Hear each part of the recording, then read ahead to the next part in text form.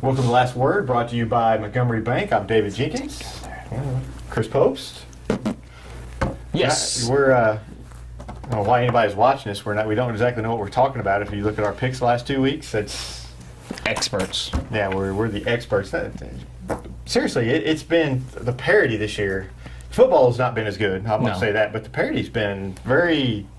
I don't know, just all kinds of parity this year. The quality might be down, but like you said, it makes everyone just kind of bunched in one group, and it's very hard to tell who's going to come out on top week to week, especially when you got close matchups like we had, all year. Nobody's really kind of.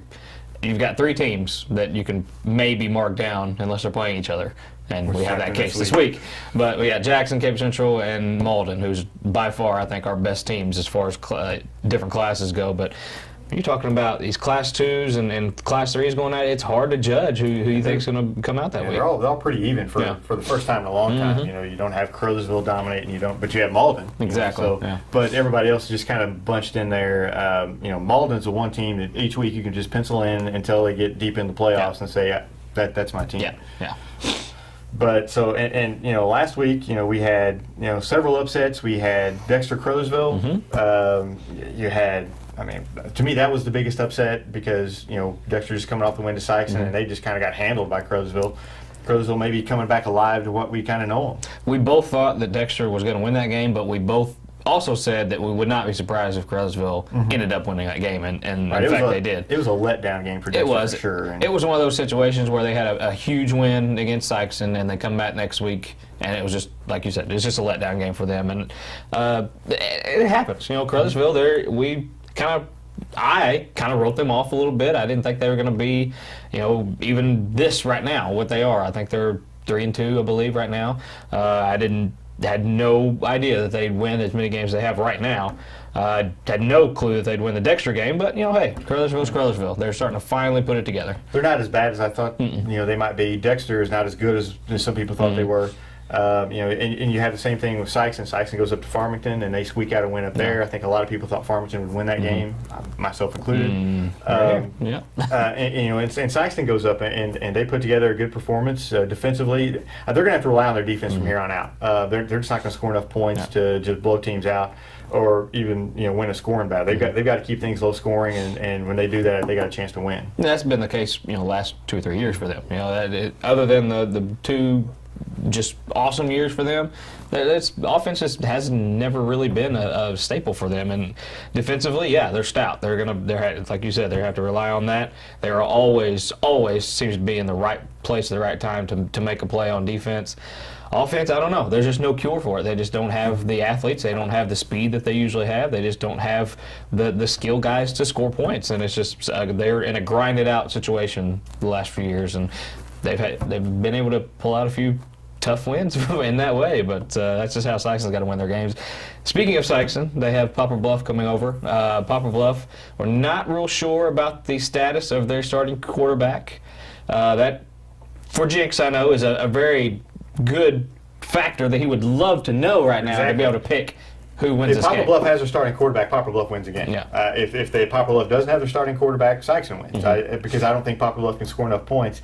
If Cameron Meisner, I believe, Meisner, I think it's Meisner. I'm not sure the first name, but it's Cameron Meisner, and if he plays, he's a dual threat guy. He's going to cause them the same problems that Peyton Pollock of Dexter caused them.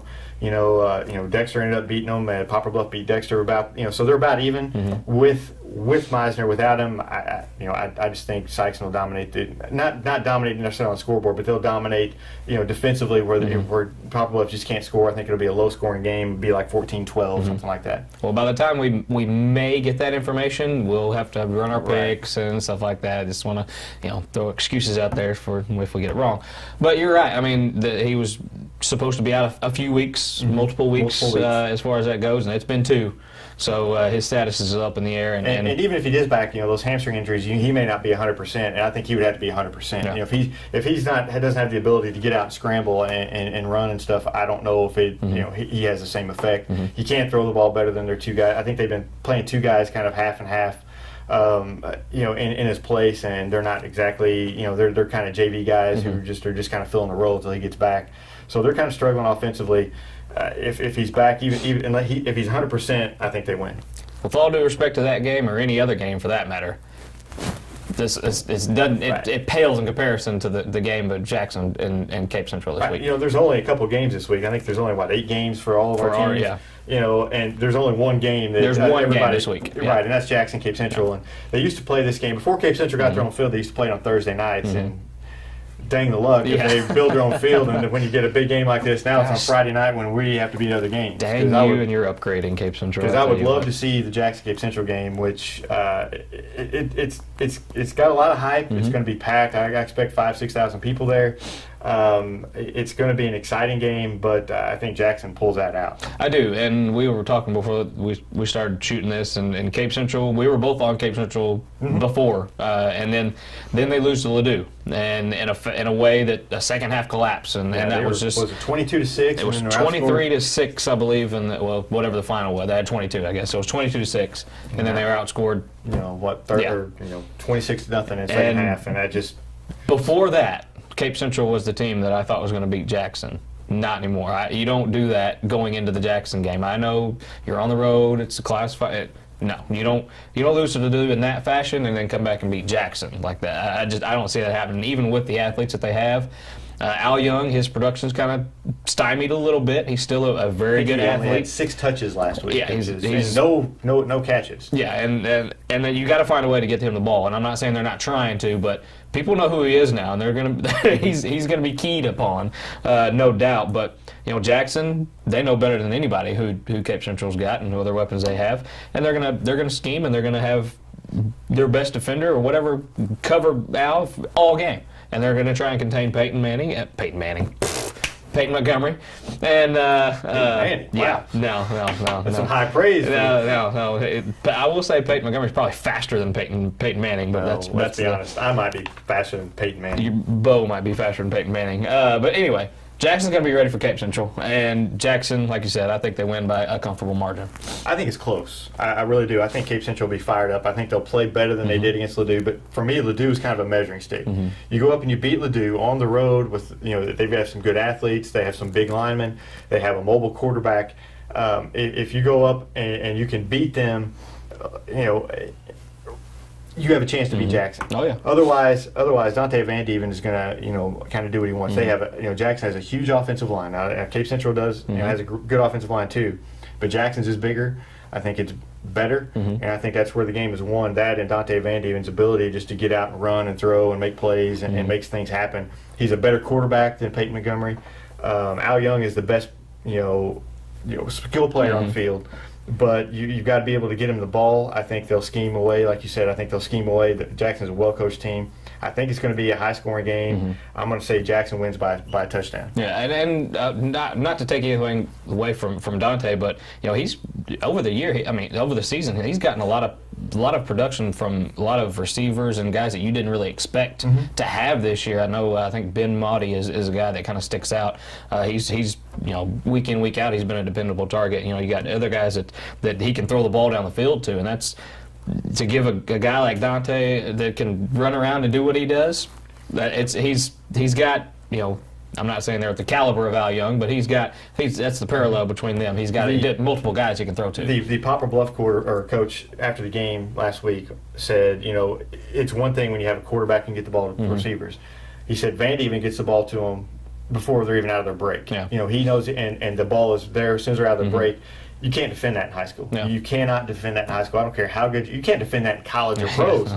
If they're coming out of their break and the ball's there waiting on them, you can't defend that. Van Dieven has already got an offer from Southeast Missouri to play. Still waiting on what he was going to do there. But I would love to see him go to SEMO. That would be a huge get, I think, for SEMO.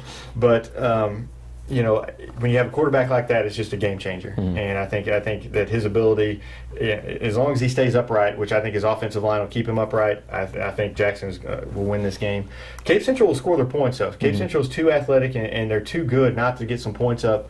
I think they're more athletic than Jackson, but they just, I just think in the end, Dante Van Dieven and offensive line is too much. Yeah, and I totally agree. I don't have a final, but I'm gonna say Jackson by touchdown and a half. I'm saying 34-26. 34-26. 34-26. That's a pretty good game. I want to go see it. Yeah. Instead, I'll be at the Sikeston Poplar Bluff game, which may be a good game. Which Could be a good game. I'm expected to be at the Scott City Portersville game, which could also be a very tight one of the more closer games of Friday. Scott City. That's a team that I kind of picked to be a dark horse to have a good year this year. They're not bad. I know they're a little bit over, right over 500. They're just they're rolling along as far as that goes. They got a good offense. They can get the ball down the field. Still taking Portersville, but I'm definitely taking Portersville. I went of to cover course you're taking Portersville. I went to cover Portersville Hayti last week. I made my mistake and picked against them last week. Coach Bullock, great coach, does a great job down there. They're whatever. They one thing Portsmouth has to do is they have to cut down on the penalties. Most definitely. How many penalties do they have? 16. 16 penalties. Yeah. 16, come on, coach. 16 penalties. You got to cut down on that, but they have a very good defense. And, no, they do. They have a linebacker, Derek Priggle, who is probably the best linebacker I've seen this year. I mean, he flies all around. Hayti, who's very explosive, has great speed, breaks free for a big pass play. And he almost catches him. As a matter of fact, does catch him at the end. Just trips him up going in the end zone. 6'2". And he's a big guy. He's a big kid. Yeah. He's a big guy. The question is, can Portersville stay healthy? I know that McCray, their running back, is a little dinged up. They had Chrysler, I believe his name, Chrysler. He's a little dinged up. DeLille is a little dinged up.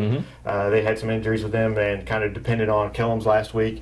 I think still, Hayti is more physical than Scott City, I think, and Portersville won that game, so I think Portersville is more physical and wins the game against Scott City. There you go. We got New Madrid at Carrollsville. Who you got?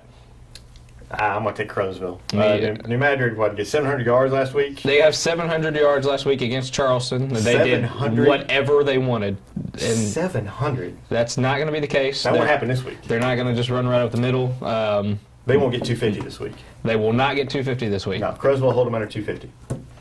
I'm just throwing a number out there. I don't know, but they're not going to get 700. I'll take the over on that. I'll take the over. I'll take the over on that. I don't East Prairie at Chaffee, the winless Chaffee.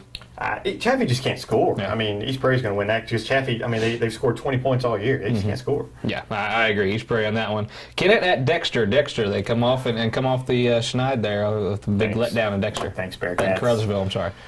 It's been 14 years or so, 13, 14 years since Dexter has lost to Kennett. I picked against them last year against Kennett. I don't think either team really wants to win this game, do they really? Both of them. No one wants to win this game. It's both of them have had their struggle, ups and downs this year, but Kennett's lost 3 in a row. I'm going to take Dexter. Yeah, I think last year was just everybody, Pixley wanted to come back and beat Dexter, blah, blah, blah. Dexter, it's homecoming at Dexter. Those are always trap games, but I'm still going to take Dexter. Dexter wins this one against Kennett. Malden at Hayti. Malden rolls. I'm not even going to ask you. Poplar Bluff and Sikeston. We've already discussed that one. Scott City Portersville got that one. We got Kelly at Charleston on a Saturday afternoon game. Jinx, I'm going to ask you, does Charleston finally win a game? Close. They get close. They just can't stop anybody. Yeah. When their team scores every time they have the ball, for the most part, you just can't. If they can get some stops, they can win this game because they're going to be able to score against Kelly. They have speed. They will. Tyler Craig and Ewing, Tenarius Ewing, they're going to be able to score. I just don't think they can stop Kelly enough, and Kelly's kind of. I don't know. Kelly's playing well. I'm going to take Kelly. I'm taking and Kelly. A shootout. I'm taking Kelly as well, and that's. I want to say that I watched the Charleston New Madrid game when New Madrid just ran wild on them. I was extremely impressed with Tenarius Ewing and Tyler Craig, and just that when you're having a bad season, you don't want to go. A lot of kids just don't want to be out there. They're not going to put 110%. Those two kids put on a show that they were down early, they didn't quit. And that's something that you want, the positivity that you want to see in a season that's just kind of you can write off for one. And Charleston's getting better offensively. They're getting better, and we knew they would. 10 times better than they were that first game. But I just don't think defensively they're just not. They just don't get it, or I don't know what the deal is. They'll have series where they'll get a stop here, get a stop there, and then they'll just break off a long run and it's over. They'll get stops on first down, they'll get stops on second down. If they can get some stops against Kelly, they'll win the game. But I think Kelly outscores them 46-30. Kelly's improving. They're not. Kelly's not a bad football team. They're not. And I'm taking Kelly in this one. Like it's just Charleston. So we picked all the same. We did. We didn't argue about anything. Well, we're both going to miss about 5 games this week then, so because it's not went well. So if we picked you, we're sorry. Yeah, we're just the curse of picks. So we'll see you next week on the last word, and we'll talk about everything that we missed Done. next week on the last word.